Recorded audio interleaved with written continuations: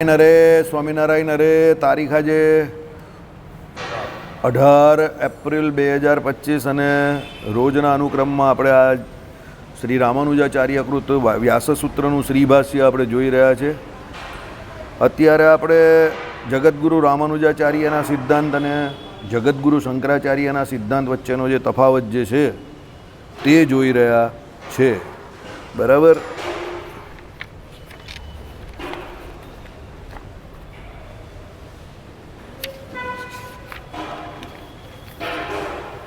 બારમો મુદ્દો છે આ, એટલે જ જોતો હતો કે આ બરાબર છે ને કંઈ. હા, હવે રામાનુજાચાર્ય શું કહે તે સાંભળો. બ્રહ્મને નિર્ગુણ કહ્યું છે એનો અર્થ સર્વગુણથી રહિત એવો નહીં, પણ હે પ્રાકૃત એટલે કે ત્યજવા યોગ્ય ગુણ એટલે કે દોષથી રહિત એવો સમજવો. બ્રહ્મમાં મંગળ ગુણનો તો પાર જ નથી. ભાઈ બ્રહ્મને નિર્ગુણ કહ્યું, આપણે ત્યાં પણ આવે છે વચનામૃતમાં કે ભગવાન જે છે તે નિર્ગુણ છે. પણ નિર્ગુણ છે એનો અર્થ એવો નથી કે ભગવાનમાં કોઈ ગુણ જ નથી. જો હું તમને વારંવાર કહું છું, વન્સ અગેન આઈ રિપીટ, હંમેશા કોઈ પણ જગ્યા પર કોઈ પણ એક શબ્દનો અર્થ પ્રસંગોપાત એકનો એક લે કૂટ ન કરવો. નિર્ગુણ શબ્દનો આમ ગુજરાતીમાં અર્થ એવો થાય કે ગુણ વગરનું, પણ દરેક જગ્યા પર દરેક શબ્દોનો એક અર્થ થતો નથી. પ્રસંગોપાત એના અર્થ જે છે એ બદલવા પડે છે. મેં આ ભાઈને વાત કરેલી કે ભાઈ અંગ્રેજીમાં એવા ઘણા શબ્દો છે કે જે ફિલ્ડ વાઇઝ એના અર્થમાં થોડો ફેર પડી જાય. હવે ફ્રીક્વન્સી શબ્દ છે, ફ્રીક્વન્સી શબ્દનો અર્થ એન્જિનિયરિંગમાં આખો અલગ થાય, સમજો. અને મ્યુઝિકની દુનિયામાં પણ અલગ શબ્દ છે ફ્રીક્વન્સી. એટલે શબ્દ ફ્રીક્વન્સી જ છે, પણ બધા પોતપોતાના ફિલ્ડને હિસાબે એ ફ્રીક્વન્સી શબ્દનો ઉપયોગ કરે છે, સમજો. એવા ઘણા બધા શબ્દો હશે કે જે વ્યાકરણની અંદર બધા પોતપોતાના ફિલ્ડમાં પોતાના હિસાબેનો ઉપયોગ કરતા હોય. એટલે આપણે ગમે એવા વ્યાકરણમાં હોશિયાર હોઈએ, એ ગુજરાતી હોય કે સંસ્કૃત હોય, ગમે તે હોઈએ, પણ આપણે જે વિષય ઉપર ચર્ચા ચાલી રહી હોય એ વિષયને લાગતો કે અનુરૂપ કયો અર્થ થાય છે એ પહેલાં જાણવો બહુ જરૂરી છે. દરેક જગ્યા પર એકને એક કૂટ નથી કરવાનું, બરાબર? નહીં તો તમે એકને કૂટ કરો ને તો વિશેષ વ્યક્તિના વિશેષ શબ્દોમાં જે વિશેષ અર્થ હોય એની જાણકારી વગર તમે એક્સિડન્ટ કરી નાખો. એટલે નિર્ગુણ શબ્દનો અર્થ અહીંયા શું કરવાનો છે? માયાના ગુણ જે પ્રાકૃત ગુણો જે કયા સત્વ રજ અને તમ, એ ત્રણ ગુણ બ્રહ્મમાં એટલે ભગવાનમાં કોઈ કાળમાં નથી. ત્રિકાળ બાધિત તત્વ એટલે જ કહ્યું કે ત્રણ કાળમાં એ ભગવાનમાં માયાના ગુણ નથી. પણ બીજા મંગળકારી તો અનંત કલ્યાણકારી ગુણ ભગવાનમાં અખંડિત રહેલા છે, અનવધિકાતિશય પણ રહેલા છે. કે એટલા બધા પ્રમાણમાં છે, વિપુલ પ્રમાણમાં છે કે બીજા કોઈમાં છે જ નહીં કે એની ઉપમા અપાય કે આ ગુણ આટલો ભગવાનમાં છે તો બીજામાં કોઈમાં હોઈ શકે એમ, સમજો.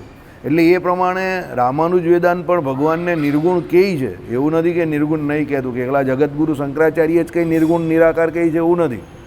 નિર્ગુણ આપણે પણ કહીએ છીએ, પણ આપણું નિર્ગુણપણું કેવું છે? માયાના ગુણે રહિતપણું છે. મંગળકારી ગુણ તો છે જ. નિર્ગુણનો અર્થ એવો નથી કે ભાઈ ગુણ વગરના છે. નિર્ગુણ આ જગતમાં કોઈ વસ્તુ કે કોઈ વ્યક્તિ હોઈ જ નહીં શકે. આ ભાઈ પેલા માથા પર હાથ દઈને બેઠા છે એ પણ નિર્ગુણ નથી, સમજો. ભાઈ માથા પર હાથ દઈને બેસવું એમાં પણ કંઈ ને કંઈ ગુણ છુપાયેલો છે, બરાબર? મનોજ કુમાર સાહેબની જેમ આમ જ કાયમ બેસતા હતા, ભારત, સમજો. ભાઈ એમાં કંઈક ગુણ છુપાયેલો છે. એ મોઢું છુપાવે તો પણ કંઈ ગુણ છુપાયેલો છે.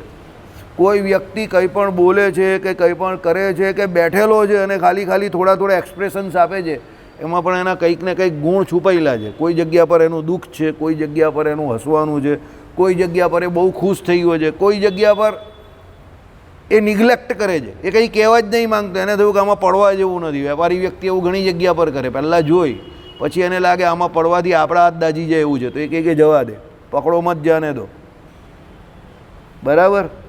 એટલે ગુણ વગરનું આ દુનિયામાં કોઈ વસ્તુ કે કોઈ વ્યક્તિ છે જ નહીં. વસ્તુ પણ નથી. તમને નિર્જીવ વસ્તુ પણ એવી લાગે પણ એ ગુણ વગરની નથી હોતી. ભાઈ પ્લાસ્ટિકનો ગુણ છે, અલગ ગુણ છે. તમે જે વિજ્ઞાન ભણેલા છે તેને આવે ને નિર્જીવ વસ્તુના પણ ગુણ આવે છે ને તમને ભણવામાં. આપણે એમ થાય કે નિર્ગુણ વસ્તુમાં ગુણ, અરે ભાઈ આવે, નિર્જીવ વસ્તુમાં પણ ગુણ આવે. અને વિજ્ઞાનમાં પૂછાતા જ હતા આપણામાં કે ભાઈ દાખલા તરીકે લોખંડ, ગુણધર્મો, લોખંડ તો તણાવપણું, ટીપાવપણું, એને ટીપીને એના પતરા બનાવી શકાય છે. આ એના વિશિષ્ટ ગુણધર્મો હતા. કોના? લોખંડના. સમજો બરાબર? હા, એટલે કહેવાનો મતલબ જો તમે લોખંડ જેવી વસ્તુ છે, આપણે શું કે હારો લોખંડ જેવો માણસ છે, એનામાં પણ ગુણ છે. સમજો ભાઈ, લોખંડ બહુ મજબૂત ધાતુ છે તો પણ એને ટીપીને એના પતરા બનાવી શકીએ છીએ. તો પતરા કેમ બનાવવામાં આવે છે? ભાઈ મજબૂત પતરા હોય તો એ બધી ઋતુમાં ટકી શકે. સમજો. પછી તમે કહો કે ભાઈ લોખંડ તો મજબૂત છે, એનામાં ગુણ હોય, માટીમાં શું ગુણ? અરે ભાઈ માટીમાં પણ ગુણ છે કે ભાઈ માટીમાંથી તમે જે કંઈ માટલા બાટલા બનાવો તો આ ગરમીની સિઝનમાં તમને એનાથી ઠંડુ પાણી મળે, વ્યવસ્થિત પીવા જેવું, શીતળતા. તો માટીમાં પણ ગુણ છે. તમે કહો રેતી, તો રેતીમાં પણ ગુણ છે. શું ગુણ છે? તો ભાઈ ઠંડી પડે તો અતિશય ઠંડી થઈ જાય, અને ગરમી પડે તો અતિશય ગરમ થઈ જાય. એટલે ઠંડુ થવું કે ગરમ થવું, હવે તમે અત્યારે રણ પ્રદેશમાં ને એ વાતાવરણમાં જાઓ તો આખો દિવસ ગરમીમાં રેતી બહુ તપી હોય, પણ રાત પડે ને હવે આ અજમેરની બાજુ જાઓ એટલે ઠંડો પેલો એક વાયરો હોય. હવે ઠંડી રાત્રે પછી એકદમ એ જે હવાને કારણે જે રેતી જે છે ને તે રાત્રે એકદમ ઠરી જાય, એકદમ ઠરી જાય. એમાં દિવસની આમ તમને ઓશ જેવું પણ દેખાય, એમ આખું નવું જ થઈ જાય ગઈ.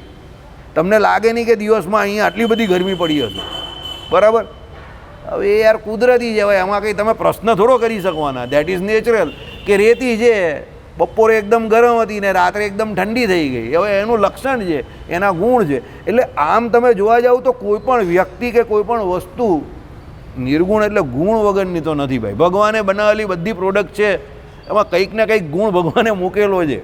તમને ન ઓળખતા આવડે એ આપણો પોતાનો વાંક છે, કારણ કે એ આપણી બુદ્ધિ જે છે તે અલ્પ છે, આપણી જ્ઞાન શક્તિ અલ્પ છે. એટલે આપણે અમુક વસ્તુ ન ઓળખી શકીએ, આપણે અમુક ખૂબી ન ઓળખી શકીએ. અરે પોતાની નહીં ઓળખી શકીએ, બીજાની કા વાત કરો છો? દુનિયામાં 50-60-70% લોકો એવા હશે કે જેને એના પોતાના પ્લસ પોઈન્ટ, એની વીકનેસ, એની નબળાઈની ખબર હશે. જાઓ, એ આખી જિંદગી ખુશ ફેમીમાં જ જીવ્યા કરશે. એક આવે ગલત ફેમી ને એક આવે ખુશ ફેમી. તમે કહો યાર આ બધું કાકા આવે છે, શું શું આવે છે? ભાઈ આવે છે, જીવન છે. બરાબર?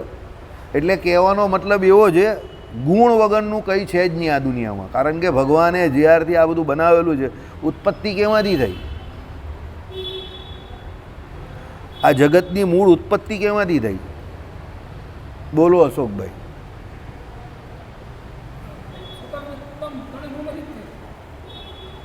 સમજો, સાત્વિક, રાજસ ને તામસ આ 3 પ્રકારના અહંકાર જે છે, બરાબર, એમાંથી બધું શું થયું?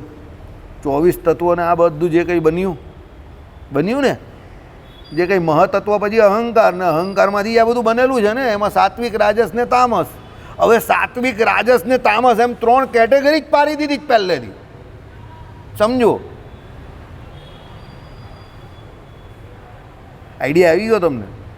હવે 3 કેટેગરી પડી ગઈ એટલે 3 વિભાગ ત્યાંથી જ પડી ગયા. હવે ત્યાંથી એ વિભાગ જ પડી ગયા તો સાત્વિક એટલે સત્વગુણવાળું આવવાનું, રાજસ એટલે રજોગુણવાળું, અને તામસ એટલે તમોગુણવાળું. તો એ બને છે ત્યારથી જ એની પ્રોડક્ટમાં આવવાનું જ ને. પછી જે કારણમાં હોય એ કાર્યમાં હોવાનું ને હોવાનું. પછી હવે તમે એ 3માંથી જ બધું થાય છે ઉત્પત્તિ. તો પછી તમે કઈ વસ્તુને એવું કહો કે જે ગુણ વગરની હોય? સમજ પડે છે? કંઈ બાઉન્સર ગયું ને તમને? જેને ઉત્પત્તિ, સ્થિતિને પ્રલય વિશેની ખબર હશે એને બાઉન્સર જશે. જગતની ઉત્પત્તિ થાય છે, મૂળ પુરુષ, મૂળ માયા, પ્રકૃતિ પુરુષ, પ્રધાન પુરુષ. પછી શું આવે? મહતત્વ નામનું પહેલું ફળ થાય. મહતત્વ નામના પહેલા ફળમાંથી શું થાય? સાત્વિક, રાજસ અને તામસ અહંકાર. પછી સાત્વિક, રાજસ અને તામસ અહંકારમાંથી શું થાય? આખો 24 તત્વો બને. એમાંથી શું બને? આખો વિરાટ નારાયણનો દેહ બને. એમાં સાત્વિકમાંથી ઇન્દ્રિયો અંતકરણના દેવતા બને. આ બધું જે કંઈ છે તે બને. મન, બુદ્ધિ અને એના એ બને. સમજો, છેલ્લે રાજસ અહંકાર ને છેલ્લે તામસ અહંકાર. તેમાંથી આ બધું બનેલું છે, પંચભૂત ને આ બધું. સમજો, હવે આ બધું મૂળ એમાંથી જ નીકળ્યું છે. તો પછી એમાંથી નીકળ્યું હોય તો એના ગુણ તો આવે ને. બરાબર? હા, વારસાઈ, DNA. એટલે કોઈ વ્યક્તિ એમ કે કે એનામાં કંઈ ગુણ નથી કે આવો છે, તો પેલાની સમજવામાં ભૂલ હોય કે હજુ એને સમજવામાં થોડો ટાઈમ લાગશે. કોઈ થોડો સ્લો હોય, કોઈ થોડો ફાસ્ટ હોય, કોઈ થોડો એક્સપ્રેસિવ હોય, કોઈ થોડો ઓછો એક્સપ્રેસિવ હોય. પણ એનો મતલબ એવો નથી કે એનામાં કોઈ ગુણ નહીં હોય. ગુણ વગરનું કંઈ છે જ નહીં. બધામાં કંઈ ને કંઈ ગુણ હોય જ. કોઈ કાળું છે તો એનામાં એ ગુણ છે, તો કોઈ સફેદ છે તો એનામાં એ ગુણ છે, તો કોઈ ઘઉં વર્ણનો છે તો એનામાં એ ગુણ છે. પણ ગુણ છે જ. બરાબર? એટલે અહીંયા ભગવાને શું કહ્યું, અરે સોરી, રામાનુજાચાર્યએ શું કહ્યું, ભાઈ બ્રહ્મને અમે પણ નિર્ગુણ કહીએ છીએ, પણ અમારો નિર્ગુણ કહેવાનો અર્થ એવો નથી કે એ ગુણ વગરના છે. પ્રાકૃત ગુણ જે ખરા હેયવાળા એ અમારા બ્રહ્મમાં નથી, અમે એવું નહીં માનતા. પણ કેવા છે કલ્યાણકારી ગુણ, તો દોષે રહિતપણું જે છે તે સમજવા બ્રહ્મા મંગળ ગુણનો તો પાર જ નથી. મંગળ ભવન અમંગળ હારી.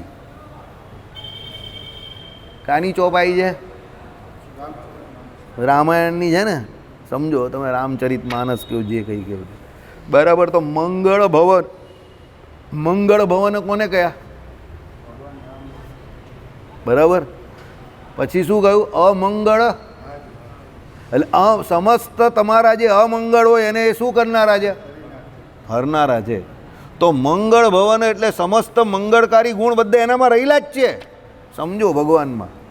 એટલે તુલસીદાસજી એટલે જ આ કહ્યું છે, અને રામાનુજાચાર્યએ પણ એ જ કહ્યું છે કે ભાઈ ભગવાનમાં કલ્યાણકારી ગુણ તો પુષ્કળ રહેલા છે, અને એ ગુણ જે છે તે ભક્તો માટે ગાવા લાયક છે, અને આપણે એ ગુણ જ ગાન કરી રહેલા છે. અત્યારે પણ આપણે એ જ બેઠેલા છે, એટલા માટે જ બેઠેલા છે. હવે આ બાબતમાં જગતગુરુ શંકરાચાર્ય શું કહે તે સાંભળો. બ્રહ્મ વસ્તુતઃ નિર્ગુણ જ છે. જો હવે આમનો નિર્ગુણ સમજવું કંઈ અલગ જ રીતે છે. Jagadguru Shankaracharya, he was a tough boy. બરાબર? જગતગુરુ શંકરાચાર્ય બહુ ટફ બોય હતા. એની વાત બધી એકદમ ટફ જ હોય. પોતે જ મિથ્યા રીતે ગુણ રૂપે ભાસે છે. મેં તમને કહું, એ સીધી વાત કરે જ નહીં.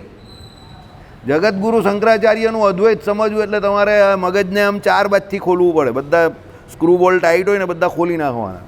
એ શું કે એ ભગવાન જે બ્રહ્મ જે છે એ શું છે? મિથ્યા રીતે ગુણ રૂપે ભાસે છે. મિથ્યા રીતે એટલે હકીકતમાં ગુણ જેવું કંઈ હોતું નથી. કારણ કે એ ગુણીનો જ બીજા સ્વીકાર નહીં કરતા, તો ગુણ કાથી હોવાના? એટલે એ બ્રહ્મમાં પણ કોઈ ગુણ નહીં માનતા. બીજા ગુણી તો જીવાત્માનો તો સ્વીકાર નહીં કરતા, પણ બ્રહ્મ પણ એમનું નિર્ગુણ છે. પણ જે તમને ગુણ દેખાય છે એમાં તે કેવા છે? મિથ્યા છે. બાકી એ બ્રહ્મમાં કોઈ ગુણ રહ્યા નથી. અને એ મિથ્યાભાસથી જ એનામાં ગુણ કલ્પાય, એ સગુણ દેખાય છે. એટલે એ મિથ્યા આભાસપણે તમને એ ગુણ દેખાય, બરાબર, એટલે એ સગુણ દેખાય છે. બાકી એ સગુણ છે નહીં. કોણ? જગતગુરુ શંકરાચાર્યનું બ્રહ્મ. વસ્તુતઃ ગુણ મિથ્યા છે, એટલે બ્રહ્મ સગુણ વસ્તુતઃ ક્યાંથી હોય? શું કહ્યું એમણે? ગુણ મિથ્યા છે. હવે ગુણ મિથ્યા હોય તો એ તો બ્રહ્મ સિવાય બીજું કંઈ સ્વીકારતા જ નથી. તો ગુણ મિથ્યા હોય તો પછી બ્રહ્મ એ ગુણ શક્ય જ કાથી બને? કારણ કે ગુણ તો મિથ્યા છે, અને કોઈ પણ મિથ્યા વસ્તુને તો એ સ્વીકારતા જ નથી જગતગુરુ શંકરાચાર્ય. કારણ કે બ્રહ્મને જ એક સત્ય માને છે, બાકી બધું એ મિથ્યા માને છે. એ તો ચોખ્ખું જ કંઈ જગત મિથ્યા નારાયણ સત્ય. હવે ભગવાન જ સત્ય, બ્રહ્મ જ સત્ય માને છે. બ્રહ્મમાં કોઈ ગુણ નહીં, કંઈ જ નહીં. બસ બ્રહ્મ એટલે બ્રહ્મ. બરાબર? એ શંકરાચાર્યજીને એવો મત છે. એમના મતને સલામ કરીને આપણે આગળ જઈએ. હવે રામાનુજાચાર્ય શું કહે છે? બ્રહ્મા જ્ઞાન બળ ક્રિયા આદિ ગુણ સ્વભાવ સિદ્ધ છે એમ શ્રુતિ કહે છે. આ શ્રુતિ બહુ જોરદાર છે. જ્ઞાનમ બલમ ક્રિયામાં આમ કરીને છે એક આખી શ્રુતિ. એટલે બ્રહ્મની અંદર આ બધું રહેલું જ છે ભગવાનમાં. આપણે પણ કહીએ જ છે જ્ઞાન, શક્તિ, બલ, વીર્ય, તેજ, ઐશ્વર્ય. એમ શું કહ્યું આમાં? જ્ઞાન, બળ, ક્રિયા આદિ ગુણો સ્વભાવ સિદ્ધ છે. ક્રિયા પણ એ ભગવાન કરે છે. આપણો નિષ્ક્રિયમ નિષ્ફલમ નિષ્ઠો એમ નથી, સમજો.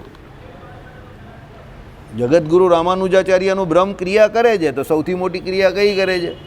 જગતની ઉત્પત્તિ, સ્થિતિને પ્રલય. અમારા નિલેશભાઈ કહે એ પ્રમાણે કે એની લીલા અને આપણી ભવાઈ થઈ ગઈ. હવે એમ કહે કે પ્રલયકાળની જેમ બધાને માયાના ગર્ભમાં જ રાખે ને ઊંઘાડિયા કરતા હોય, તો આપણે શું વાંધો છે? એમ કે આપણે પણ ખબર નહીં કે આપણે ઊંઘી રહેલા છે, અને એને પણ એમ થાય કે આ બધાને મેં ઊંઘાડી રહ્યા છે. આ જાગવાય અને આ બધી આટલી બધી મહેનત કરાવે અને કામ કરાવે અને આપણે દુઃખી કરે, એના કરતાં ઊંઘાડી રાખે તો એને શું વાંધો છે? અમારા નિલેશભાઈને એવો મત. એ રજાઓ એટલે એક જ કામ કરે. બ્રહ્મ ઊંઘમાં બહુ આનંદ માને. એ કે ઉઠે તો બધી ઉપાધિ ચાલુ થઈ જાય છે, સૂઈ જાય તો બધી સમાધિ જ છે એમ કે. એટલે કે ભગવાન જો સૃષ્ટિ કરે જ નહીં ને, પ્રલયકાળમાં જેમ બધા જીવને અંદર રાખે એમ બધાને અંદર જ રાખે, તો આ બધી મગજમારી જ નહીં થાય ને. આની જમીન ખાઈ ગયો, આની ઘરવાલીને ઉચકીને લઈ ગયો, આના પૈસા ચોરી લીધા, કોઈ મગજમારી જ નહીં. બધા પ્રલયકાળને વિશે ઊંઘ્યા કરે બેઠા બેઠા. એમ કે આ લોકોને કંઈ જગાડવા જેવા નથી, જગાડે તો ઉલટા સીધા જ કામ કરે. એના કરતાં ઊંઘાડી રાખની ભાઈ. સમજો, બુદ્ધિજીવીઓનો તો નથી આપણે તા. યાદ રાખજો, હિન્દુસ્તાનમાં સૌથી વધારે બુદ્ધિજીવી લોકો રહી છે. ઇન્ડિયાથી સૌથી વધારે માણસ એક્સપોર્ટ થાય જ બહાર. કેમ એક્સપોર્ટ થાય છે? બુદ્ધિજીવીઓનો તો નથી આપણે તા. બુદ્ધિજીવી બહુ લોકો રહી છે, સમજજો. બધા બહુ ખતરનાક દિમાગવાળા છે આપણે તા. બધાની પોતપોતાની ફિલોસોફી છે, અને એ બધી ગોખેલી ફિલોસોફી નથી. એ જીવન પરથી લાઈવ ફિલોસોફી છે બધાની. અમારા એક વકીલ છે, આપણે કહીએ ને એને કે સાહેબ ભજન કરીએ ને તો અણીના સમયે એમ કહે કે ભગવાન કંઈક મદદ કરે. એ કંઈ ના, ભગવાન જ પહેલો ભાગી જાય. આપણે કહીએ કે એવું કહી દે સાહેબ. એ કહે કે જોઈ લેજો, કોઈ બી ભગત હોય કે ગમે તે હોય, મુસીબત પડે એટલે આફરો ફાફરો થઈ જાય. એટલે હું એને તરત જ કહું, પહેલો તારો ભગવાન ભાગી ગયો એટલે જ તું આફરો ફાફરો થઈ ગયો ને. શું જવાબ હો તમે? એ કે મુસીબતમાં પહેલો ભગવાન જ ભાગે. ને કહે કે ભગવાન ભાગી ગયો ને તારી પાસે, એટલે જ તું મારી પાસે આવ્યો. હવે અમારી પાસે જેટલાને ભગવાન છોડ દે એટલા બધા અમારી પાસે આવે. બોલો. પછી બીજા એક ભાઈ હતા અહીંયા જ, અત્યારે તો ધામમાં ગયા. ધામમાં તો નહીં, કોઈ ગામમાં ગયા. એ કે તમારા ભગવાનના કેસ તો હું લડું છું. આપણા મંદિરના કેસે લડતા હતા. હવે તમારા ભગવાનના કેસ જો મારે લડવા પડતા હોય તો ભાઈ મારે મંદિર આવવાની કાં જરૂર છે? ચાલો બોલો, શું જવાબો તમે? હકીકત હતી, આ વાત પછી સાચી હતી. હું એમને એમ કહું ને કે ના, આ ટાઈમ પર નહીં સાહેબ, મારે મંદિર જવાનું. હું મંદિર જઈને શું કરવાનું હતું? મારી પાસે આવે તો તારો કેસ પટે, તારો ભગવાન તારો કેસ નહીં પટાઈ આપે. એ મને ચોખ્ખું જ કહે સાહેબ. હું સાહેબ મંદિરે તો જવું, પણ આટલા બધા આપણે હિન્દુ થયા, નાસ્તિક થોડા બનાય. તો તું મંદિર ચાલ્યો જા, કોર્ટમાં કેસ શું કામ મૂકે? ભગવાન પટાઈ દેતા હોય તો મને શું વાંધો છે? મને ફી નહીં આપતો. શું જવાબ તમે બોલો? એટલે પછી હું તમને એમ કહું છું કે હું અહીંયાથી કંઈ કડક બોલું ને તેને ખોટું નહીં લગાવો. મને જીવનમાં એટલા કડક અનુભવ થયેલા છે ને, હું આવા કડક માણસોને મળીને આવેલો છું. હું એટલે અહીંયાથી એવું બોલું છું, સમજો. એ કે તારો કેસ ભગવાન જ પતાવતા હોય તો ભાઈ મારી પાસે આવે જ શું કામ છે? સમજો, બરાબર? વાત એની ખોટી પણ નથી. આપણે એની પાસે બધેથી હારીને જ ગયેલા છે ને. ને તો ચોખ્ખું કહે છે કે તારા ભગવાન તો તારા કયામાં છે ને, તું આટલા કેટલા વર્ષોથી મંદિર જાય. તો આપણે કે હું તો પહેલેથી જ જાઉં છું, 30 વર્ષથી. તો ભગવાન તારા કયામાં છે ને, તો એ તો તારું વગર પૈસે કામ કરી નાખે. હું તો પૈસા લઈને કરીશ, તો મારી પાસે શું કામ આવે છે? પછી એણે અંદરથી 2 ફાઇલ બતાવી. આ સાહેબ, હા, રામપુરા સ્વામિનારાયણ મંદિર, તારા ભગવાનની ફાઇલ મારી પાસે જ છે. આ તારીખે જવાનું છે. હવે તારા ભગવાનને કહે છે કે આવવાનો છે સાક્ષી આપવા, એ નહીં આવશે. હું જઈશ એને બચાવવા માટે. હવે તું વિચાર કર, તારા ભગવાનને હું બચાવું છું કે એ મને બચાવે છે?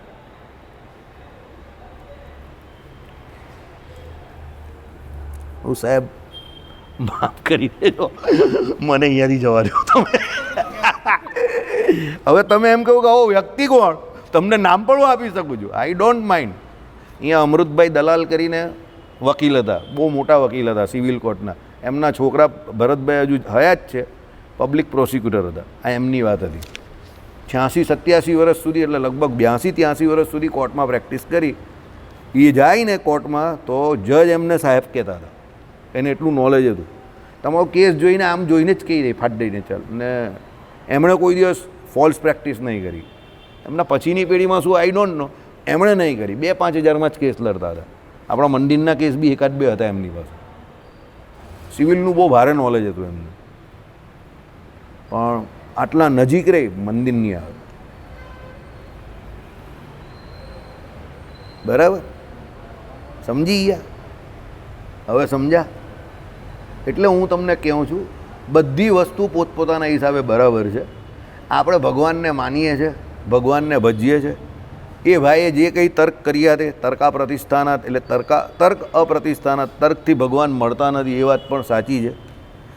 એ કાયદાની રીતે દલીલ કરવાનું વકીલનું કામ છે, એટલે એની દલીલબાજીમાં એક્સપર્ટ છે. તો આપણે એને જય સ્વામિનારાયણ કરીને આગળ વધવાનું એ આપણો વિષય નથી. બરાબર, આપણે આપણા કામમાં ભજન કરીને આપણો મોક્ષ કરવાનો છે, એટલે આપણે આ બાજુ એક્સપર્ટ થવાનું. કહેવા માટે આપણી પાસે દલીલ કરવા માટે ઘણા બધા જવાબ હતા. એ જ વ્યક્તિ પછી જે આ વ્યક્તિ આ દલીલ કરતા હતા તે એમના જીવનના છેલ્લા સમયમાં એક ઓટલા પર આમને આમ બેસી રહેતા હતા. જ્ઞાન શક્તિ બધી ફેલ થઈ ગઈ. એટલે કહેવાનું તાત્પર્ય એના પ્રશ્નના જવાબ હતા આ પ્રમાણે કે સાહેબ તમે જે દલીલ કરો છો, તમારું એન્જિન જે ચાલે છે એ એન્જિન કેવી રીતે ચાલે છે એ જ સવાલનો જવાબ તમારી પાસે નથી. બરાબર, તો તમે ભગવાનનો કેસ લડો છો એટલે તમને એવું છે કે તમે લડી રહેલા છો, પણ એકચ્યુઅલી એવું છે કે કોઈ તમારી પાસે લડાવી રહ્યું છે.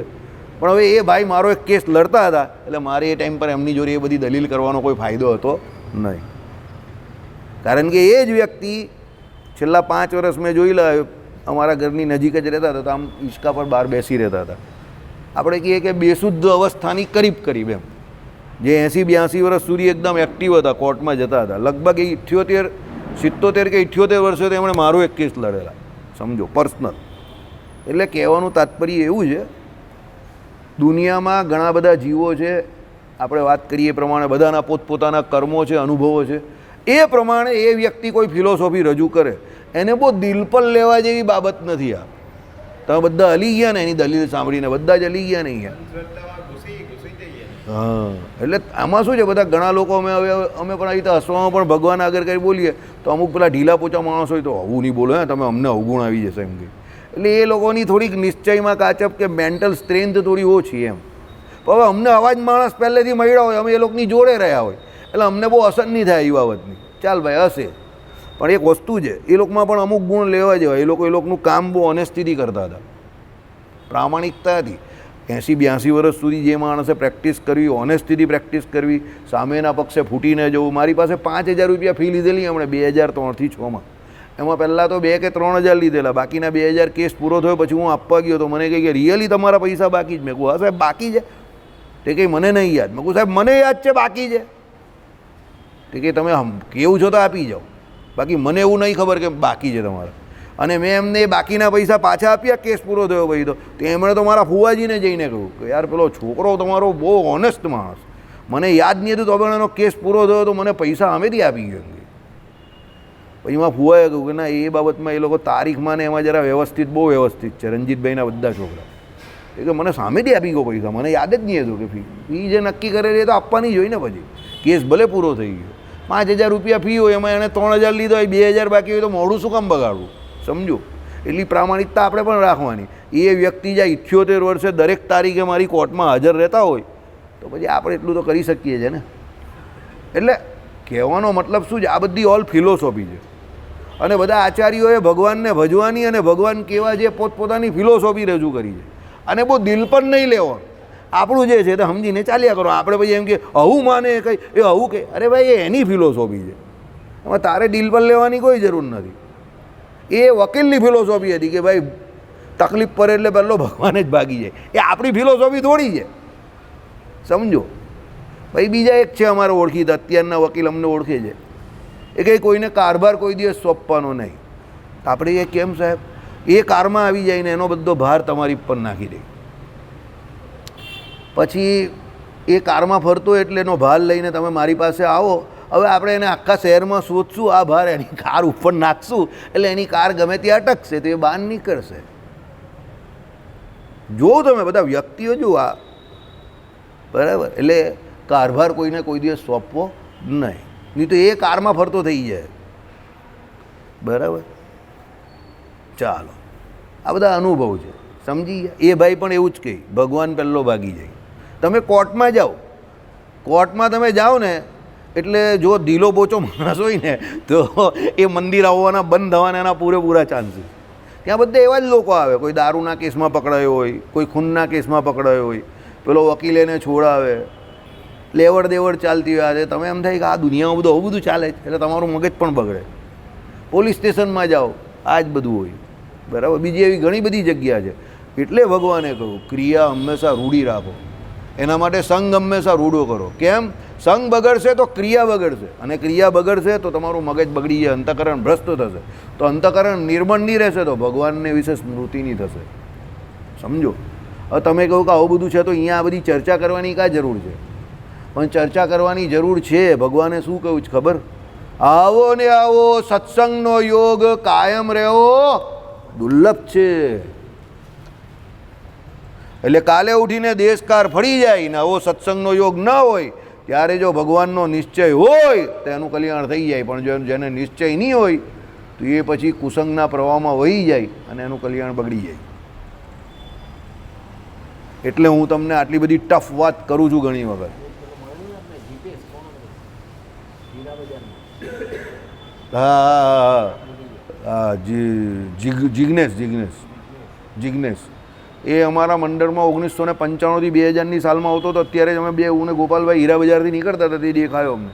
એવી હાલતમાં ફરે છે બિચારો. પહેલાં રોજ મંદિર આવતો હતો અને એને જોઈને યાદ આવી ગયું કૂતરાનું ગલુડિયું ભગવાને કહ્યું છે ને નાનું હોય ત્યારે બહુ શોભે. તમે બધા અહીંયા બધા એ ચેલો સુનિલ આ બધા ધ્યાન કરતા હતા. દેખાતો મંદિરમાં દેખાતો જ બંધ થઈ ગયો. હીરા બજારમાં તો આવે જ છે પણ મંદિર નહીં આવતો. બોલો, મેં એને લગભગ 20-25 વર્ષથી મંદિર નહીં જોયો. આજે જોયો ત્યારે મને ખબર પડી મારા કરતાં વધારે ડોહો દેખાય છે, મારાથી વધારે નાનો છે. આ બધા વાળ જ નીકળી ગયા. સમજો. કારણ કે મંદિર નહીં એટલે કુસંગી થઈ જાય એટલે પછી બધું જય સ્વામિનારાયણ. બરાબર. એટલે આવો ને આવો સત્સંગનો યોગ રહેવો દુર્લભ છે. બરાબર. એટલે એમાં ભગવાનનો નિશ્ચય થઈ જાય એવું કામ કરવાનું છે તો કલ્યાણના માર્ગમાંથી ન પડશો. બરાબર. ચાલો હવે જગતગુરુ શંકરાચાર્ય શું કહે છે? બ્રહ્મમાં હર કોઈ ગુણ મિથ્યા જ ભાસે છે. જ્ઞાન બલ અને ક્રિયા એનામાં સ્વાભાવિક સિદ્ધ છે એમ એક ઠેકાણે શ્રુતિ કહે છે. એનો અર્થ માયા થકી બનેલા છે એમ સમજવો. માયા એ જ બ્રહ્મનો સ્વભાવ છે. આખી આ કંઈ નવી વાત કરી નાખી. એમાં શું કહ્યું તે સાંભળો. બ્રહ્મમાં હર કોઈ ગુણ મિથ્યા જ ભાસે છે. ભાઈ કોઈ ગુણ હોતો નથી પણ તમને મિથ્યાપણે ભાસે. જ્ઞાન બળ અને ક્રિયા એનામાં સ્વભાવ સિદ્ધ છે એમ એક ઠેકાણે શ્રુતિ કહે છે. એટલે એવું એક શ્રુતિ કહે છે કે ભાઈ સ્વાભાવિક રીતે એમનામાં જ્ઞાન બલ અને ક્રિયા છે. એનામાં બ્રહ્મ. એનો અર્થ માયા થકી બનેલા છે એમ સમજવું. એટલે માયાથી પેલું સબલિત બ્રહ્મ છે ને એમાં જે જ્ઞાન બલ ક્રિયા છે. પેલા નિર્ગુણમાં આવું કોણ કહે છે? જગતગુરુ શંકરાચાર્ય. બરાબર. એટલે કન્ફ્યુઝ નહીં થવું. એમણે બ્રહ્મ એવું જ માનેલું છે કે ભાઈ પેલું સગુણ બ્રહ્મ છે, સબલિત બ્રહ્મ છે માયાથી, એટલે તમને એનામાં ગુણ દેખાય અને એના જ અવતારો થાય છે. બાકી નિર્ગુણ બ્રહ્મ તો કંઈ કરતું જ નથી. એમાં કોઈ ગુણ જ નથી ને કોઈ ક્રિયા પણ નહીં કરતું. માયા એ જ બ્રહ્મનો સ્વભાવ છે. હવે સ્વભાવ તમે કહો તો કયો? તો પેલો માયા જે કહી તે. હવે એ માયાને પાછી એ મિથ્યા માને છે. તો પછી તમે કહો કે મિથ્યા છે તો સ્વભાવ કેવી રીતે? પણ હવે એ જગતગુરુ શંકરાચાર્યનું માનવું છે. જવું હોય તો 1500 વર્ષ પહેલાં જ મને નહીં પૂછતા. સિદ્ધાંતમાં તમે પ્રશ્ન નહીં પૂછી શકો. સિદ્ધાંત ઉપર તમે તર્ક કરી શકો. ઓકે, તર્ક ઇઝ ઓકે. પણ તમે પ્રશ્ન નહીં કરી શકો કે એણે એવું કેમ કર્યું. તર્ક કરી શકો. કારણ કે સિદ્ધાંત તો એ આચાર્યોનો સ્વભાવ છે કે એ લોકોનો સિદ્ધાંત મૂકે. તમારે એને ખોટા છે ખરા છે એ તમારે જે કંઈ કરવું તે કરો. પણ તમે કહો એવું કેમ કહ્યું તે તો બિચારો વક્તા શું કરવાનો? અંદર કહી ગયેલા તો શંકરાચાર્યજી છે, એમાં વક્તા શું કરવાનું? આ કંઈ મારો પોતાનો સિદ્ધાંત થોડો છે, શંકરાચાર્યજીનો છે. બરાબર. એ જ ને. એટલે હવે મળ્યો નહીં મળ્યો રામ જાણે. બરાબર. ચાલો હવે રામાનુજાચાર્ય માયા શબ્દનો અર્થ શક્તિ, અદ્ભુત શક્તિ એવો થાય છે. માટે બ્રહ્મને જ્યાં માઈ કહ્યું હોય ત્યાં અદ્ભુત શક્તિવાળું સમજવું. આપણે ત્યાં શું કહી છે? ભગવાન જે છે તે કેવા છે? શક્તિમાન. તો એ કેવા છે? પોતે શક્તિને ધારણ કરી રહેલા છે. અદ્ભુત પ્રકારની શક્તિ એ ભગવાનમાં રહેલી છે. લક્ષ્મીજી અને રાધાજીને શું કહ્યા છે? ભગવાનની શક્તિ જ કહ્યા છે. બરાબર. એટલે શું કહ્યું અહીંયા? માયા શબ્દનો અર્થ શક્તિ છે. તો શક્તિ છે જ ને. જો આ માયાથી ભગવાને લીલા વિભૂતિ બનાવેલી છે તો જરા કોઈ આલો અવલો ચાલે છે? બધા અંદર કેવા મોજમાં રહી છે. આ ભગવાનની શક્તિ છે માયા. તેમાં જીવ કેટલો મોજમાં રહી છે શાંતિથી.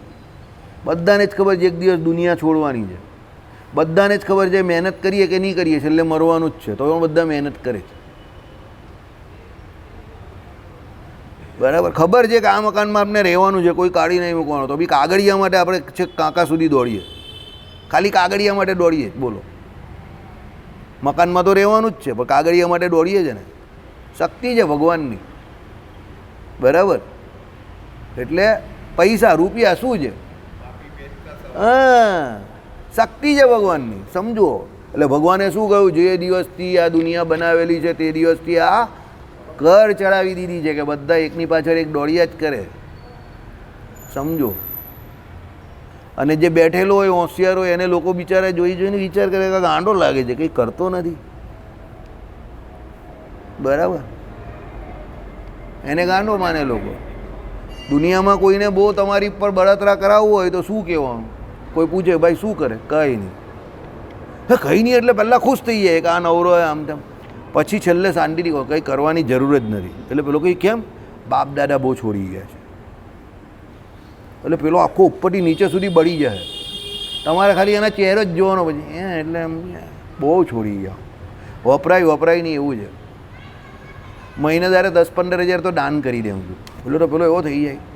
પછી છેલ્લે જતા હતા કે કોઈ દિવસ કંઈ ઉધાર બુધાર જોઈએ તો આપજે, કહીને જ જાય. જોજો તમારી પાસે કેટલા છે તો એને પણ નહીં ખબર, પણ તમે મોટી મિસાઇલ એની પર એવી છોડી દીધી કે બાપ દાદા બહુ છોડી ગયા છે, કંઈ કરવાની જરૂર નથી, એટલે કામ પૂરું થઈ ગયું. એટલે એ આવેલો તમને દુઃખી કરવા કે ચાલી આને જરા બળતરા કરાવું, કંઈ કરતો નથી એટલે, પણ ગયો છેલ્લે એ દુઃખી થઈને. એ આવેલો તમારી ઊંઘ હરામ કરવા, પણ રાત્રે એને ઊંઘ નહીં આવે કે એને ભાઈ એટલું બધું તો કેટલું હોય, બાપ દાદા એટલું તો કેટલું છોડી ગયા.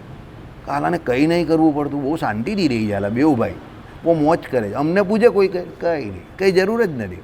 કેમ? બાપ દાદા બહુ છોડી ગયા છે. એટલે પેલાને જે બળતરા જોવાની મજા આવે ને તમને, એ કંઈ આનંદ જ ઓળ છે, સમજો. તમે કંઈ કરો કે નહીં કરો, લોકોને બળતરા થવાના જ છે, કારણ કે એનો સ્વભાવ છે. કેમ? એ ભગવાનની શક્તિ છે, માયા એવી, સમજો. હવે ઘણા લોકો અમને બે ભાઈને લડાવવાની વાત કરે. પેલા ભાઈ શું કરે? એ કંઈ નહીં કરે એ થોડું ચાલે, તમે કંઈ નહીં કરો એ થોડું ચાલે. પેલો રજા, અરે ભાઈ અમે જે છે તો અમારી રીતે 50 વર્ષથી જીવીએ છીએ, એમાં તું કા વચ્ચે ફેંડી મારે છે? તારે ત્યાં તમે બે ભાઈ 20 વર્ષના હતા ત્યારથી જુદા રહ્યું જ ને તું પાછો મને શીખવાડે જ કે ભાઈ ભાઈ વચ્ચે કેવી રીતે રહેવાનું. ચાલ જા આગળ જા, મારે તારી સલાહની કોઈ જરૂર નથી. મારે તારી સલાહ લેવી હોય તો પછી મારું ઘર ચાલે જ નહીં ને. 50 વર્ષ 52 વર્ષનો હું થઈ ગયો હવે. ચલ જા આગળ જા, તને બળતરા થાય છે એ મને ખબર પડે છે. દેખ કુછ જલ રહા હૈ, જરા પીછે મોડ. हाँ अब दिखाई दिया क्या जल रहा है, समझी ગયા? કેમ? હવે આ બધું તમને બહુ કડવું લાગતું હશે, ટફ લાગતું હશે હું જે બોલું જ તે, પણ આ ભગવાનની શક્તિ છે. જીવથી બીજા કોઈનું કંઈ સારું થાય એ પણ જોવાતું નથી. જો એ બધાથી જોવાય તો આ દુનિયા એકદમ મસ્ત જીવવા લાયક થઈ જાય, પણ નથી જોવાતું. એ જ ભગવાનની શક્તિ છે, સમજો. આ શાંતિથી બેઠેલો છે, મારે આટલું બધું કામ કરવું પડે છે, એ નહીં જોવાય. અરે બેઠો બેઠો મંદિરે માળા ફેરવતો એ પણ નહીં જોવાય. એ તો બહુ મોજથી જીવે છે. 6 વાગે મંદિર આવી જાય છે, બપોરે 12 વાગે જાય છે, પછી સાંજે 5 વાગે પાછો મંદિર આવી જાય, પછી માળા ફેરવે છે. પછી આપણે કોઈ કરે શું છે? વ્યાજની બહુ મોટી આવક છે, મહિને ધારે $1,00,000. નસીબદાર માણસ છે. અંદરથી તો એટલો બિચારાનો જીવ કકડી ઉઠે. નસીબદાર બોલવું તો પડે, પણ અંદરથી તો કકડી ઉઠે આખો કે ₹1,00,000 વ્યાજ આવે છે. નસીબદાર માણસ છે. અરે પણ તારું નહીં આવે ભાઈ, તું છે જ બળેલો, તને બળતરા છે એટલે તારું નહીં આવે. સમજ, તું મજૂરી કરવા જ આવેલો છે અને મજૂરી કરતો કરતો જ જશે, સમજો. તમે આજે જેવું વિચારો છો એ જ તમારું ભવિષ્ય છે. કોઈના હાથમાં નથી, તમારા જ હાથમાં છે. તમે એવું વિચારો કે મારે રાજાની જેમ રહેવું છે તો તમે રાજા બની જાઓ, 20 વર્ષની અંદર જાઓ. તમને કોઈ પૂછશે તો તમે મારી જેમ જવાબ આપો, બાપ દાદા બહુ છોડી ગયા છે, સમજો. પણ એ પહેલાં તમારે નક્કી કરવું પડે કે તમારે લોકોને રાજી રાખવા કે તમારે રાજી રહેવું છે. બે વસ્તુ શક્ય નહીં થવાની, સમજો. તમે લોકોને રાજી રાખવા જાઓ તો તમે રાજી નહીં રહો, અને તમે રાજી રહો તો લોકો રાજી નહીં રહેવાના. નક્કી વાત છે, સમજી ગયો જીગર? જે કેવું જ તે, હા આવું છે. સમજી ગયા અશોકભાઈ? અમારા વિજયભાઈ નો ડાયલોગ હતો, પહેલે રાજા કામ કરતા હતા और लोग खाते थे, अब लोग काम करते और राजा खाता है. આઈડિયા આવી ગયો તમને? આવું છે, માયા ભગવાનની શક્તિ છે, એટલે એ કોઈ દિવસ સીધી ચાલવાની નથી. એ તમને આવડે નહીં ને પાછું. જો હવે તમે મારો એક મિત્ર છે, ખોટું નહીં કહું, હવે એને આવું બધું બહુ ખૂચે કોઈ આમ તેમ, એટલે એ આવે ને એટલે હું કહું ચાલ તો બહાર જવાનું છે, બેંકમાં જવાનું છે, પેલું કામ છે, આમ છે તેમ છે. કેમ? એની સામે તમે એવું બતાવો ને કે આ બહુ બિંદાસ જીવે છે, તો એને બહુ બળતરા થઈ જાય. એટલે ખાલી ખાલી પણ બહાર આંટો મારી આવવાનો એક. હા, એટલે એને સંતોષ થઈ જાય કે ના પણ બહુ કામ કરે છે, બહુ દોડે છે. આપણે અનિલભાઈની જેમ અમુક માણસ આવે એટલે ખાલી ખાલી બી દોડતા થઈ જવાનું, એટલે પેલા લાગે આ તો બહુ દોડે છે, પછી આ એટલે પેલો જાય ઘરેથી એટલે ફરીને ચાલી લાવવાનું, પાછા ઘરે બેસીને જ્યુસ પીતા પીતા આઈપીએલ જોયા કરવાની આપણે. સમજો? પછી આવે ત્યારે ભાઈ બહુ કામ છે, ચાલતો ભાઈ આમ તેમ, એને પહેલાં ઘરેથી ભગાવી દેવાનો પ્લાન કરો. એ જેટલો ઘરમાં બેસશે ને એટલો ઝઘડો ગુસારશે તમારે, એટલે પહેલાં એને ભગાવો. અને પહેલાં શેરડીનો રસ પીવડાવી દે, જ્યુસ પીવડાવી દે, પછી કહે ચાલ તો ભાઈ બહુ કામ છે, આમ છે તેમ છે, ચાલ તો તારે કાંઈ જવાનું, ચાલ તો ભાઈ, ચાલ તો ભાઈ. હે હા, ને પછી ચાલ તો ભાઈ તારે બી કંઈ કામ હોય આમ તેમ, પેલો કહે હા મારે બી, પછી જવાનું ને આમ એને બહાર સુધી છોડી આવવાનો, એના ગામ સુધી, અને પાછા ફરીને ઘરે આવી જવાનું. ચાલ આઈસ્ક્રીમ ને જ્યુસ જરા કરતો, પછી પીતા પીતા આઈપીએલ જોવાની. એ ટ્રીક આ કોઈ સ્કૂલમાં નહીં શીખવાડવામાં આવે. સમજો? પહેલાં એને ઘરેથી વડ્ડા કરી દો તો તમારે સુખી રહેવું હોય તો. આ બહુ ટ્રીક છે. મારા અમુક સગા એવા છે ને, એ આવે એટલે મારા પપ્પા આમ તેમ કરે એટલે પછી સમજી જ જવાનું કે હવે આને આઈસ્ક્રીમ ખવડાવી દો, પછી એને ફૂટબોલ કરી નાખો. કારણ કે એનાથી તમારું સુખ નહીં જોવાય. એ કહેવા પૂરતો તમારો સગો છે, પણ એ હકીકતમાં વહાલો નથી. સગો છે, વહાલો નથી, યાદ રાખજો. સગા કોઈ દિવસ વહાલા નહીં હોય, અને વહાલા કોઈ દિવસ સગા નહીં હોય.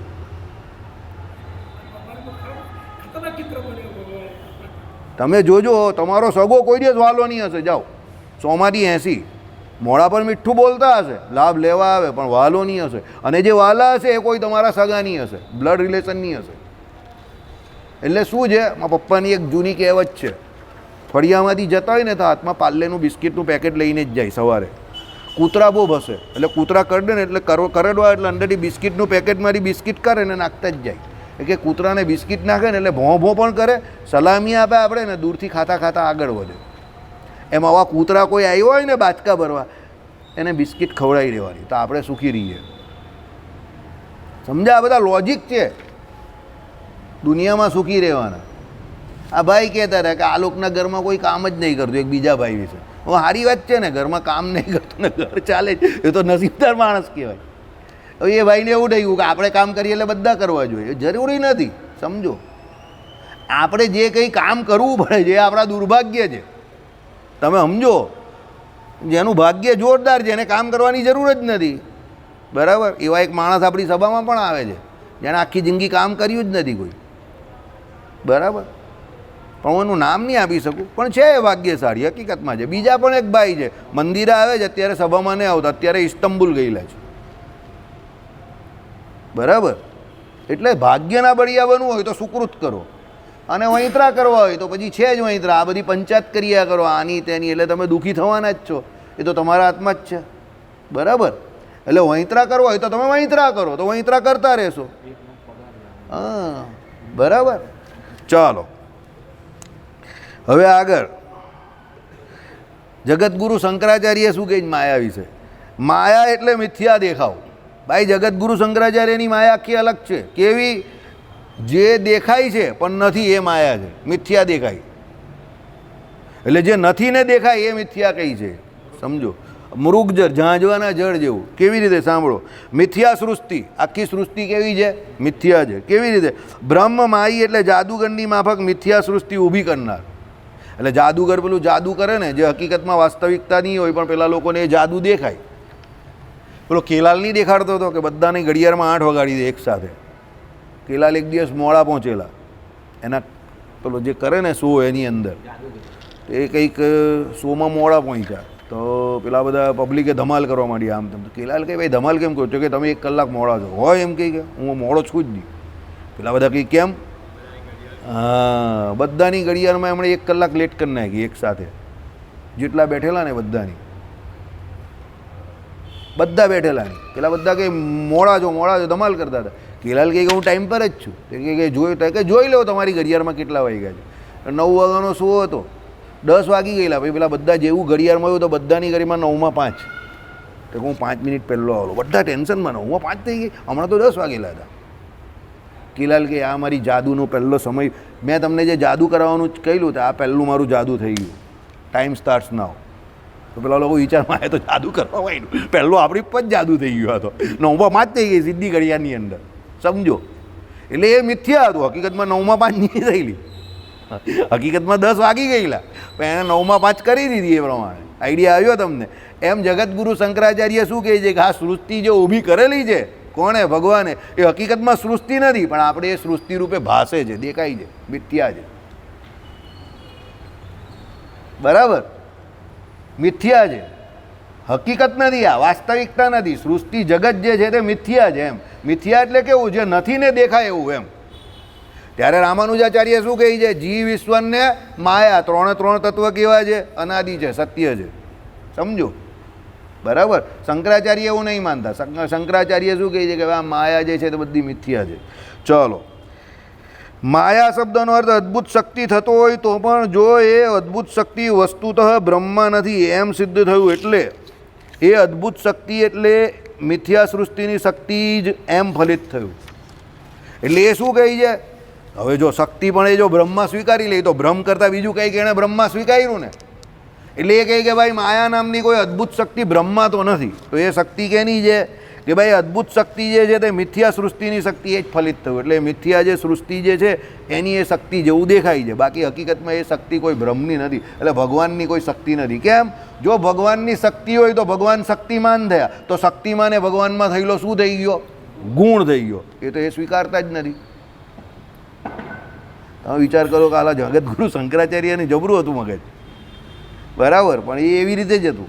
ચાલો, હવે પાછું રામાનુજાચાર્ય શું કહે? જીવાત્મા એ પરમાત્માનો અંશ છે અને અણુપરિમાણ છે. હવે રામાનુજાચાર્ય પણ અંશ કહે છે. અંશ અંશીભાવ માને છે, પણ ગુણે કરીને, ધર્મે કરીને. ધર્મીય રીતે અંશ નથી. પેલું જે એક વીજળી મોટો હોય કે એક પેલો અગ્નિ મોટો હોય ને એમાંથી બીજા તણખાઓ જરે, એમ અંશ નહીં કહ્યો. સ્વરૂપની અંદરથી અંશ નહીં કહ્યો. સમજો? કારણ કે બ્રહ્મ અચ્યુત છે, નિર્વિકાર છે, એમાં કોઈ વિકાર સંભવે નહીં. પણ એને અંશીભાવ અહીંયા કેવી રીતે છે? તો એના ધર્મે કરીને, એના લક્ષણે કરીને કે ભાઈ સચ્ચિદાનંદ કોણ છે? બ્રહ્મ. સચ્ચિદાનંદ કોણ છે? જીવ. અને સચ્ચિદાનંદ કોણ છે? પેલું ધામ. પણ હવે સચ્ચિદાનંદ શબ્દ તો એક જ છે, પણ ત્રણમાં એના અલગ અલગ અર્થ થાય છે. સમજો? બરાબર? સચ્ચિદાનંદ શબ્દ છે ત્રણને લાગુ પડે. જીવને, ભગવાનને અને અક્ષરધામને, ભગવાનને રહેવાની જગ્યા પણ સચ્ચિદાનંદ છે. પણ ત્રણના અર્થમાં થોડો ફરક છે. એવું જ છે અહીંયા કે ભાઈ જીવાત્મા એ પરમાત્માનો અંશ છે અને અણુપરિમાણ છે. અંશ છે એટલે કેવી રીતે અંશ છે? બરાબર? અંશ એટલે ધર્મે ભગવાનમાં, અને એ જે જીવ જે છે એમાં ઘણા લક્ષણો મળતા આવે. દાખલા તરીકે ચેતનત્વ, જ્ઞાન જે કહીએ તે. સમજો? આપણે જે જ્ઞાન સ્વરૂપ જીવને કહીએ ને જ્ઞાન સ્વરૂપ પરમાત્માને કહીએ, આનંદ સ્વરૂપ પરમાત્માને કહીએ, આનંદ સ્વરૂપ જીવને કહીએ. સમજો? આ બધા લક્ષણ જે કયા તે કેનામાં રહ્યા છે? નિત્ય નિર્દોષપણું. તો જીવ પણ નિર્દોષ જ છે, પણ નિત્ય નિર્દોષ કેમ નહીં રહેતો? માયાનો સંગ કરીને એનો દોષ એની અંદર માયા ગર્ભિત દોષ એનામાં આવી જાય છે. બાકી જીવ પોતે તો કેવો છે? શાશ્વત છે, શુદ્ધ છે. બરાબર? એ પણ ચેતન છે, પરમાત્મા પણ ચેતન છે. એમ એનો અંશ છે ધર્મે કરીને, લક્ષણોએ કરીને. ધર્મીનું એકત્વ નથી, ધર્મનું છે. બ્રહ્મ પોતે જ અવિદ્યાએ કરીને જીવાત્મા બનેલું છે. કોણ કહે છે? જગતગુરુ શંકરાચાર્ય. એટલે વાસ્તવિક ભેદ બંનેમાં નથી. એ અવિદ્યા એટલે બ્રહ્મને એવી અવિદ્યા થઈ ગઈ છે, એટલે માયા વળગી એને કાઢીને એ પોતે પોતાને જીવાત્મા સમજે છે. હવે બ્રહ્મ અને જીવાત્મામાં ફેરવું તો તમે સમજો. જગતગુરુ શંકરાચાર્યના બ્રહ્મ એ નિર્ગુણ, એ જ્ઞાનવાળું છે, એને કોઈ પ્રોબ્લેમ નથી, એ જ્ઞાન સ્વરૂપ છે. પણ એને જ્યારે અવિદ્યાનો આભાસ થયો એટલે એ પોતે જીવમાં પરિણમી ગયો. એટલે આપણે બધા અત્યારે જીવમાં પરિણમેલા છે બદ્ધ અવસ્થામાં. બાકી છે બધા કોણ? બ્રહ્મ જ. કોની વ્યાખ્યા પ્રમાણે? જગતગુરુ શંકરાચાર્યની. હકીકત એવી નથી. રામાનુજાચાર્ય શું કહે છે? આપણે અનાધિકારથી કોણ છે? જીવ જ છે, અને ભગવાન એક કેટેગરી, બ્રહ્મ એક કેટેગરી કેવી છે? જુદી જ છે. બરાબર. રામાનુજાચાર્ય બંનેને જુદી માને છે, શંકરાચાર્ય જુદી માનતા નથી. શંકરાચાર્ય શું કહે છે? બ્રહ્મ પોતે જ અવિદ્યાએ કરીને જીવાત્મા બનેલું છે. વસ્તુતઃ બેમાં કશો જ ભેદ નથી, બંનેમાં ભેદ નથી. બરાબર. અત્યારે દિનેશ કાકા મને ઘનશ્યામ મહારાજ પાસે પૂછતા હતા, કાલે જે આપણે વાત કરેલી એવું કે આવું કેમ જગતગુરુ શંકરાચાર્યએ કહ્યું હશે કે જીવને ભગવાન એક? એને ખબર નહીં હોય. લોકો હવે ખબર તો હોય, પણ હવે અમુક ફેરી મોટા માણસ એવું કરે. બરાબર. કે ભાઈ તે સમયે જે લોકો નાસ્તિક હતા, વેદ વિરુદ્ધ વર્તતા હતા, બૌદ્ધો, જૈનો જે અનાદિ ઈશ્વરને ન માનતા હતા, તો હવે આ બધાને ભગવાન પરમાત્મા મનાવવા કેવી રીતે? સનાતન સંસ્કૃતિ આખી કેવી હતી? છિન્ન ભિન્ન થઈ ગયેલી હતી. તો ભગવાન બ્રહ્મ જે તત્વ કે વેદ જે છે એની અંદર રહેલા ભગવાન બંનેને મનાવવાના તો ખરા ને કોઈ બી હિસાબે. તે મનાવવા માટે એમણે આ તીર એક છોડી દીધું, ભાઈ જીવ અને બ્રહ્મ એક જ છે, એટલે તું જ બ્રહ્મ છે એમ કરીને બધાને પોતાને જ બ્રહ્મ બનાવી દીધા. એટલે બ્રહ્મ તત્વને જે પેલા લોકોએ નેસ્તો નાબૂદ કરી નાખેલું 700 વર્ષમાં, એ બ્રહ્મ તત્વને એને પાછું લઈ આવ્યા. કોણ? જગતગુરુ શંકરાચાર્ય. એમણે બહુ અઘરું કામ કરેલું છે. 500-700 વર્ષથી જે બૌદ્ધો અને જૈનોએ પરમાત્મા એટલે સનાતન સંસ્કૃતિની ઉપર અહીંયા જ આફત લાવી દીધેલી, વેદ વિરુદ્ધ ચાલતા હતા, અને આ બધી કેટલી બધી માથાકૂટ, જે ઉપાસના આખી બધી છિન્ન ભિન્ન થઈ ગયેલી, મંદિરો બધા ગયેલા, એ બધું એ બેક ટુ ઓરિજિન એ બધું પાછું લઈ આવ્યા, ખાલી ફક્ત 32 વર્ષના જીવનકાળ દરમિયાન. અને એને કારણે આપણે આજે આ બધા મોટા મોટા મંદિરો, આપણા તીર્થોના દર્શન થાય, બદ્રીનાથ, કેદારનાથથી માંડીને કેટલા બધા મંદિર હશે. ઓછામાં ઓછા તમને કહું તો 700 થી 800 હજાર મંદિર હે ભારતમાં એવા, નાના મોટા ગામે ગામ, એ બધું એનું રિનોવેશનનું કામ એમણે કર્યું કાં કરાયું એમ સમજો. બરાબર. એ બધું જગતગુરુ શંકરાચાર્યને આભારી છે. હવે એમને તે સમય પર એવું ઠીક લાગ્યું હશે એટલે એમણે કર્યું હશે. બાકી વસ્તુ તો એ તો જીવને બ્રહ્મ ભગવાન અલગ જ છે ને, આપણે કાં ભગવાન છે? નહીં તો અત્યારે જીગરમાં રહેલા ભગવાન શહેનશાહ થઈ ગયા. એ કેટલી ફાસ્ટ ગાડી ચલાવતા હતા પહેલાં ભગવાન, હવે અત્યારે જીગર બી શાંતિથી ગાડી ચલાવે છે. બરાબર. હવે જીગરના ભગવાન શહેનશાહ થઈ ગયા. હવે આપણે કહેતા તો હસવા જેવી બાબત નથી, હવે હકીકતમાં જોઈએ, ભગવાને જોઈ તો ભગવાનને તો એવું કોઈ કષ્ટ આવે નહીં, સમજો. એટલે આપણે અલગ છે, અને આપણા કર્મ પ્રમાણે એ કર્મફળ પ્રદાતા ઈશ્વર આપણે ફળ આપે છે. બાકી કોણ દુઃખી થવા તૈયાર છે? જો જાતે જાણે નક્કી કરવું હોય તો કોઈ દુઃખી થાય ખરો? પણ સુખ અને દુઃખ એના કર્મ પ્રમાણે આપનાર કોણ છે? પેલા ભગવાન છે, એ જુદા છે. એટલે બાકી દુઃખી કોઈને નહીં થવું. બરાબર. તારે દુઃખી થવું છે, પણ દુઃખ કોઈ દિવસ પૂછ્યા વગર જ આવી જાય જ ને. પૂછીને આવે જ કંઈ દરવાજો ખટખટાય જ આમ ટક ટક ટક ટક, ભાઈ હું દુઃખ છું, મારે તમારા ઘરે આવું છે. એક એડવર્ટાઇઝ નહીં હતી, હમ લોગ ચોર હે, આપકે ઘર મેં ચોરી કરને આए हैं. મને એડવર્ટાઇઝ બહુ ગમતી હતી, મને ને ગોપાલને બહુ ગમે. સીધા પેલાના ઘરે જ ચલાય. પેલો કે આપ કોણ? હમ લોગ ચોર હે, आपके घर में चोरी करने आए हैं. तो लोग ये हमारा धंधा है. तो मैं क्या करूँ? कुछ नहीं, आपके घर की तिजोरी, अलमारी और चाबी दे दीजिए, बाकी का काम तो हम कर लेंगे. मेहनती लोग हैं हम लोग. पिछले 3-4 दिन से आपको देख रहे हैं, आप अकेले रहते हो यहाँ पर. अभी आगे हमें क्या करना है वो हमें करने पे मजबूर मत करना. पेलो को और क्या करो? એટલે પેલો જરા આમ ખિસ્સા મારી, નહીં નહીં, પેલો કે નહીં નહીં નિકાલના, मैं दे देता हूँ. સમજી ગયા? હવે બ્રહ્મે ચોરી કરી બ્રહ્મના ઘરમાં, શંકરાચાર્યના મત પ્રમાણે એવું થઈ જાય. બરાબર. એટલે એવું હકીકતમાં નથી. એ શંકરાચાર્યનો મત છે, ફિલોસોફી છે. સમજીને આગળ વધવાનું. શ્રીપતિમ શ્રીધરમ સર્વદે